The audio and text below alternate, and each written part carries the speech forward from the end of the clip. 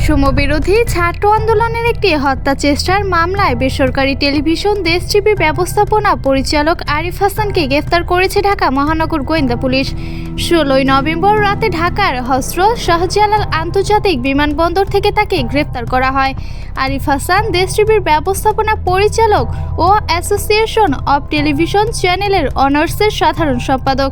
গ্রেপ্তারের বিষয়টি নিশ্চিত করেছেন ডিএমপির মিডিয়া অ্যান্ড পাবলিক রিলেশনস উপকমিশনার মোহাম্মদ তালিবুর রহমান। তিনি জানান, আরিফ হোসেনের বিরুদ্ধে বৈষম্য বিরোধী আন্দোলনের একটি হত্যা চেষ্টার মামলা করা হয়েছে। গোপন সংবাদের ভিত্তিতে দেশ ত্যাগের সময় গ্রেপ্তার করা হয়েছে তাকে। আরিফ হোসেনকে ডিবি পুলিশের মিন্টু রোডের কার্যালয়ে নেওয়া হয়েছে, তাকে জিজ্ঞাসাবাদ করা হচ্ছে। ডিবি সূত্র জানায়, আরিফ হোসেনকে বিমানবন্দর থানায় একটি হত্যা চেষ্টার মামলায় গ্রেপ্তার দেখানো হয়েছে। মামলাটি গত 19 জুলাই দায়ের করা হয়। 17 নভেম্বর তাকে আদালতে হাজির করা হবে, তবে বর্তমান তিনি ডিবি পুলিশের হেফাজতে আছেন।